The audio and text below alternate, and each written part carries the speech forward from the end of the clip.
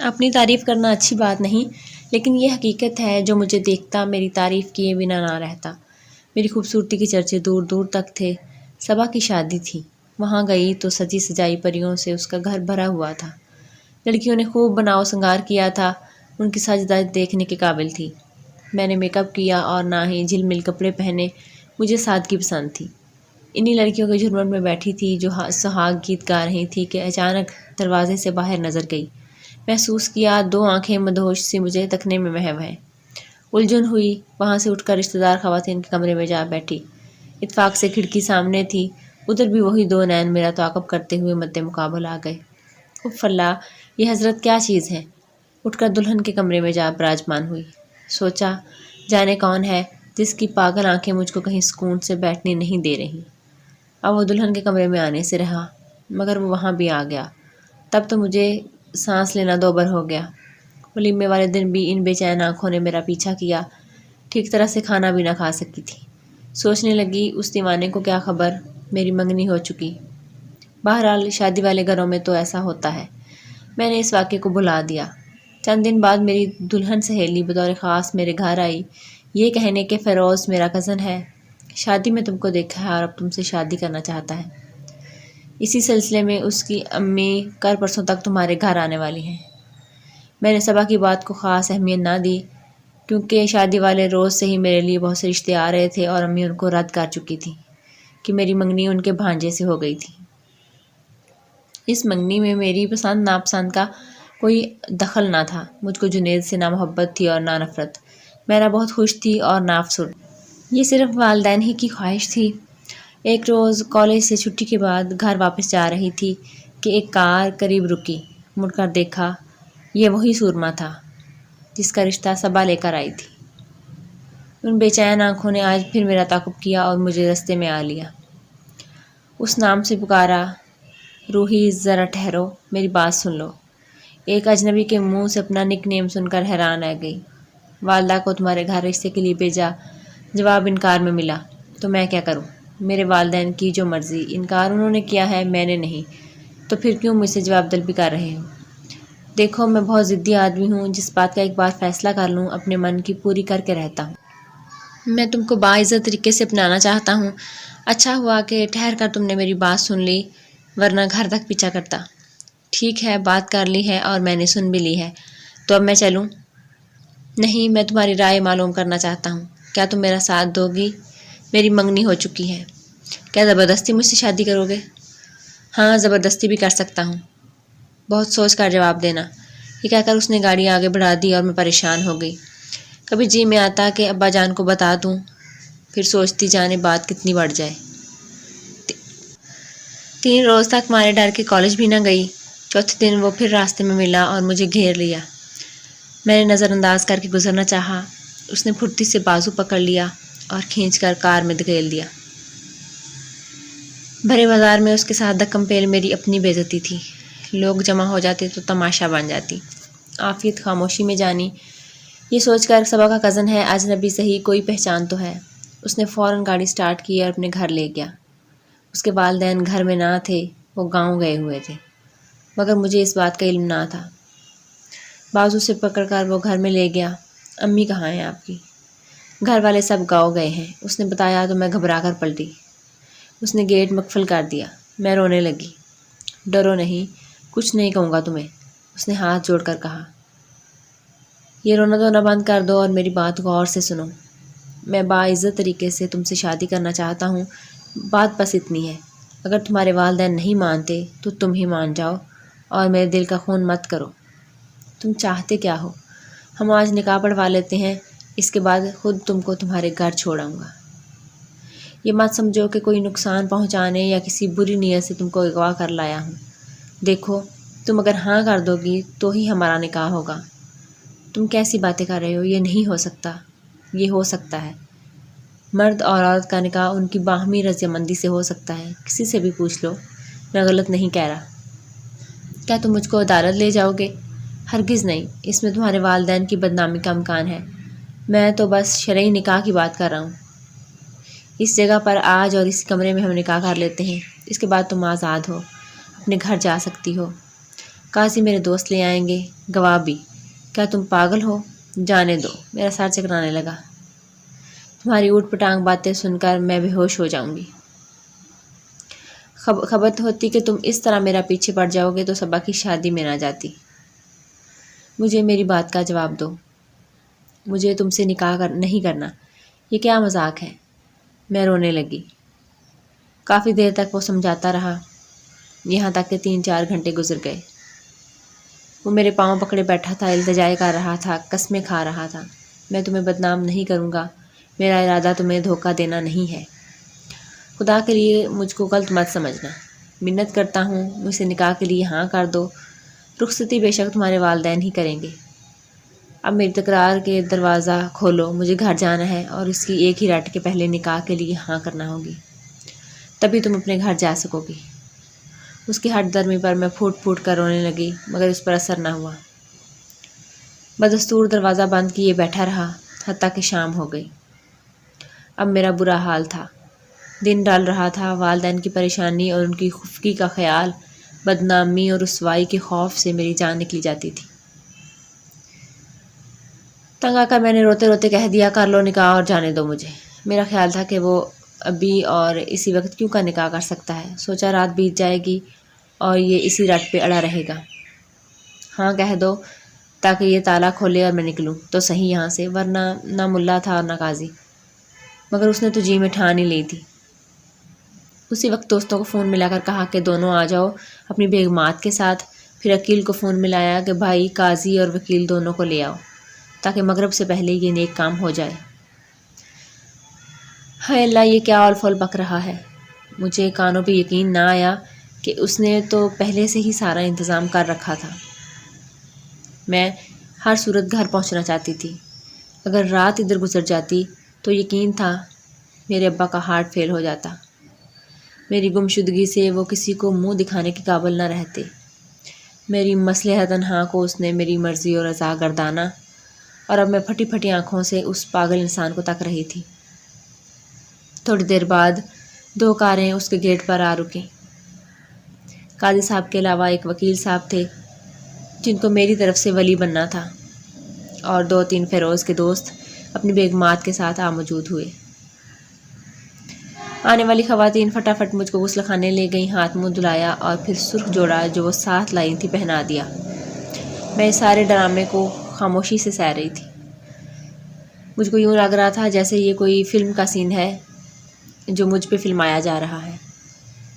سوچ رہی تھی ان فریبیوں کے چنگل سے نکلوں تو رات سے قبل گھر پہنچوں۔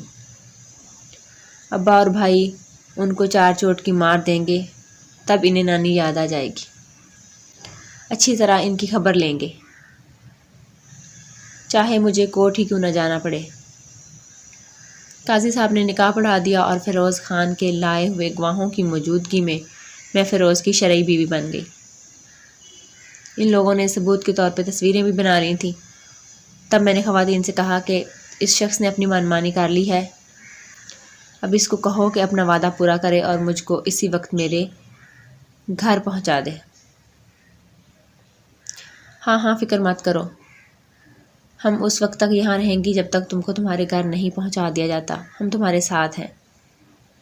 اس کارروائی میں گھنٹہ بھر لگا تھا۔ اس کے بعد قاضی تو چلا گیا۔ وہاں موجود سب نے مٹھائی کھائی مگر میں نے نہ چکھی۔ یہ مٹھائی میرے لیے زہر جیسی تھی۔ سب نے بہت اصرار کیا، میرے منہ میں لڈو بھرنے کی کوشش کی، مگر میں نے ہونٹ بیچ لیے۔ تب فیروز بولا، تنگ نہ کرو۔ پھر مجھ سے مخاطب ہوا، اب تم جلدی سے لباس تبدیل کر لو، یہ جوڑا تم پر بڑا جچ رہا ہے، مگر ظاہر ہے کہ اس میں تو تم گھر نہیں جاؤ گی۔ وہی لباس پہن لو جو تم نے گھر سے پہن رکھا تھا، میں تم کو گھر چھوڑ آتا ہوں۔ میں نے اپنا صبح والا لباس پہنا اور وہ مجھے باہر لے آیا۔ گاڑی میں مجھ کو فرنٹ سیٹ پہ بٹھایا، کہنے لگا، میں تم سے سچا پیار کرتا ہوں، میری بات کا یقین کرو، دل میں کوئی بدگمانی مت لانا۔ نکاح میں نے اس لیے کیا ہے کہ کہیں تمہارے ماں باپ تمہاری کسی اور سے شادی نہ کر دیں۔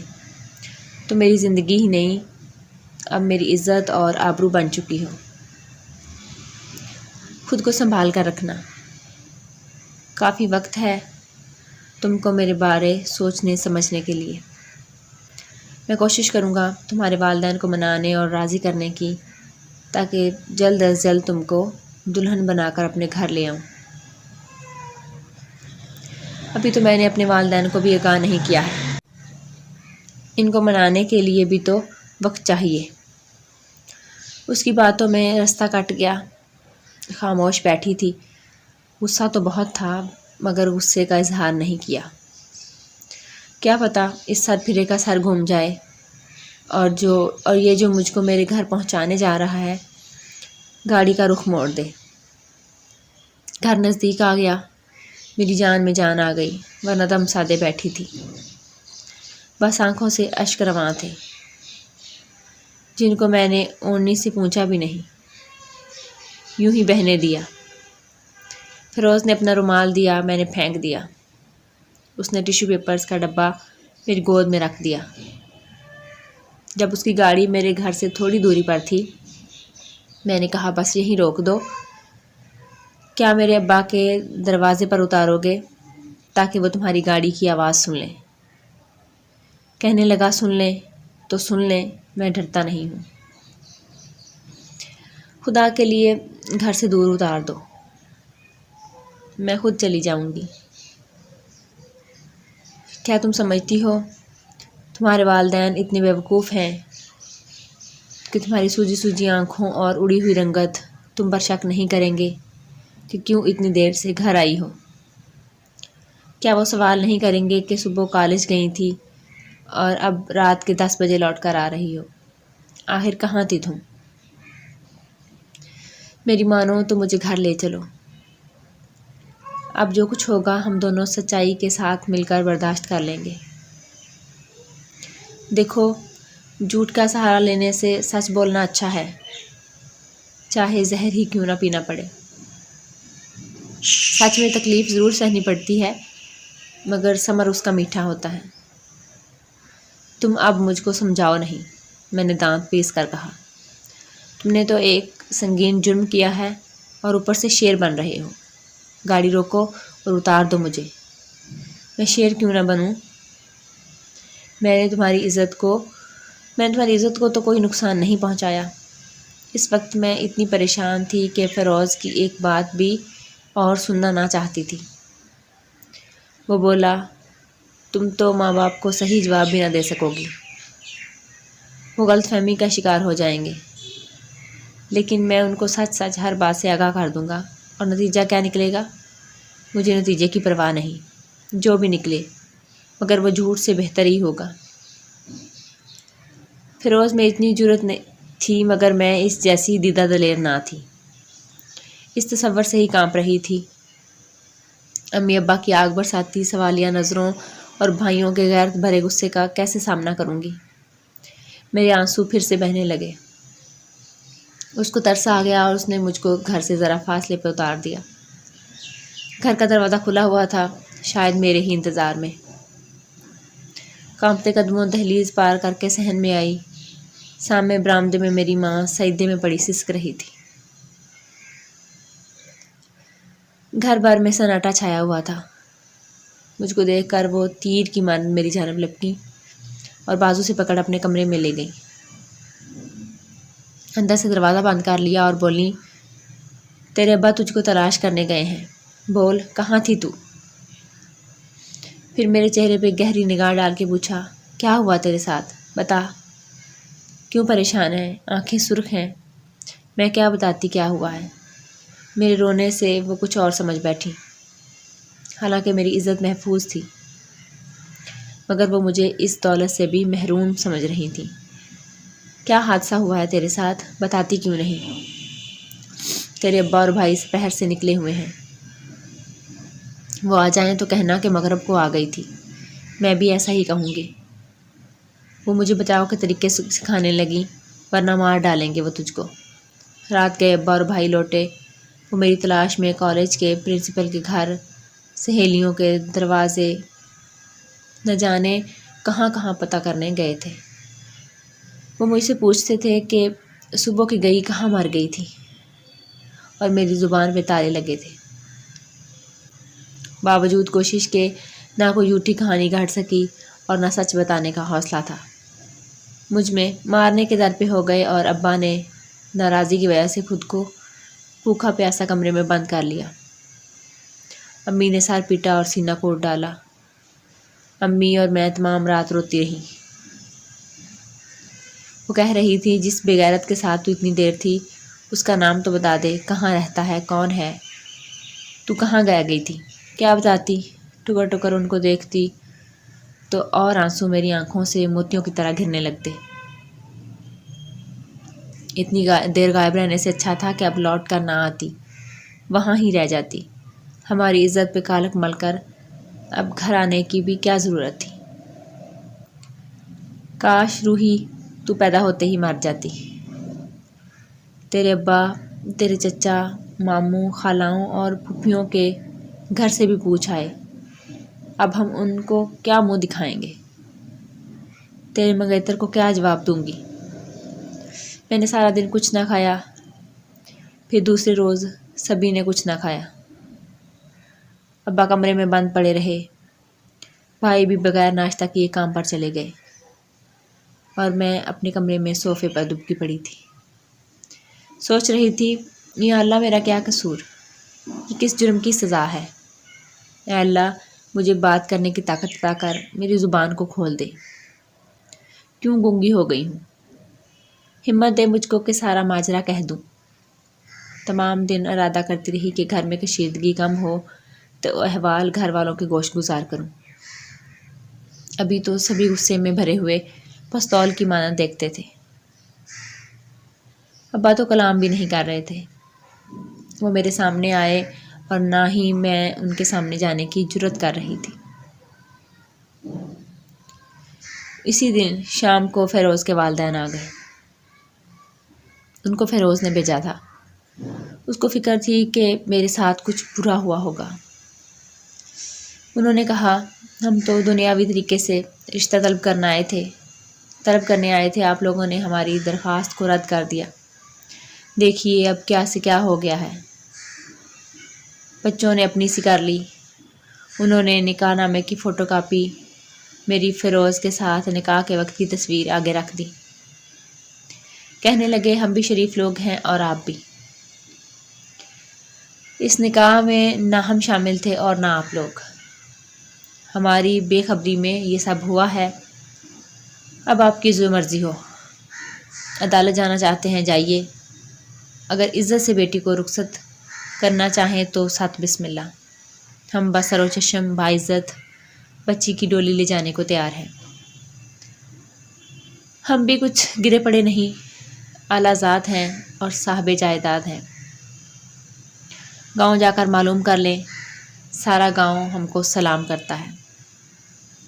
میرے والدین نکاح کی تصویر دیکھ کر دنگ رہ گئے۔ انہوں نے کمرے میں جا کر آپس میں صلاح مشورہ کیا۔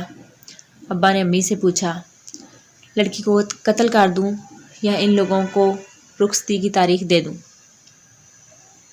جو تمہاری پگڑی کی عزت رکھنے آئے ہیں ان کو تاریخ دے دو اور بات کو نہ بڑھاؤ۔ عدالت میں کیا رسوائی اور ذلت نہ ہوگی؟ اگر لڑکی اپنی اتنی منمانی کر سکتی ہے، عدالت میں کیا ہمارے خلاف بیان نہیں دے سکتی؟ شکر کرو کہ رات باہر نہیں گزاری اور گھر آ گئی۔ قتل کرو گے تو کیا تب بدنامی نہ ہوگی؟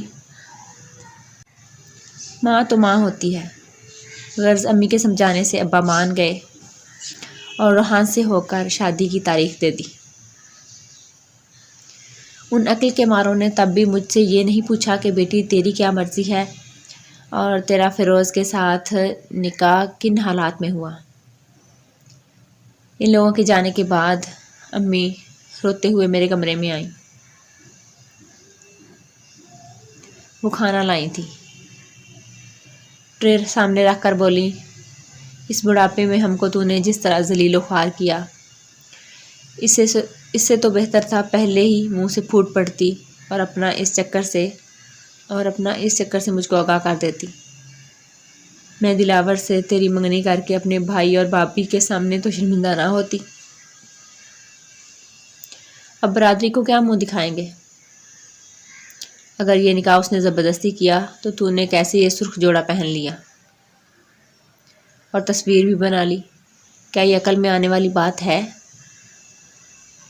تیرے ابا اور بھائیوں سے یہ کہوں تو کیا وہ مان لیں گے؟ اور زیادہ بھی پھٹ جائیں گے۔ غرض گھر میں اب نہ تو کوئی مجھ کو منہ لگانے کو تیار تھا اور نہ کچھ سننے کو۔ میری بات پر کسی کو یقین ہی نہ آتا تھا۔ خاندان والوں نے کیا کچھ نہ کہا، منگیتر سے کیسے پیچھا چھوٹا یہ تو ایک الگ داستان ہے۔ اماں ہی کے تانے سن سن کر کلیجہ پک گیا تھا۔ ان دنوں میں جیتی تھی نہ مرتی تھی، کبھی فیروز کو کوستی تو کبھی زہر ڈھونڈتی کہ اس ذلت سے نجات مل جائے جو بھائیوں کی خشمگی نگاہوں کو دیکھ کر محسوس ہوتی تھی۔ جہیز تو تیار تھا، وہ دن بھی آ گیا جب میری رخصتی ہو گئی اور فیروز کے دل کی مراد بھر آئی۔ وہ مجھ کو ڈھول تاشوں کے ساتھ بیاہ کر لے گیا۔ ماموں کی وجہ سے ننیال والے تو سبھی ناراض تھے، وہ شادی میں نہ بیٹھے۔ دودیال والے شامل ہوئے۔ رخصتی سے قبل ابا کمرے میں آئے اور بولے، یہ سب تیرا اپنا کیا دھرا ہے، اپنے دکھ سکھ کی، اپنے مستقبل بھی تو خود ہی ذمہ دار ہوگی، ہم سے کوئی راستہ نہ ہوگا۔ جس طرح تو نے منمانی کی ہے اس کی مثال ہمارے خاندان میں نہیں ملتی۔ ہم نے تو بس اپنی عزت بچائی ہے، اور کیا کرتے۔ ابا کی یہ باتیں سن کر میرے دل پہ کیا گزری کیا بتاؤں۔ شروع میں خفا رہی تھی، مگر فیروز کو میری خفگی کی پرواہ نہ تھی۔ وہ بہت خوش تھا، گویا سارے جہان کی خوشیاں اس کو مل گئی ہوں۔ شادی کے بعد کافی دن اس سے کھچی کھچی رہی، لیکن میکے کی محبت کھو کر اپنے خالی جھولی کسی کی محبت سے تو بھرنا تھی۔ رفتہ رفتہ فیروز کو ذہن نے قبول کر لیا۔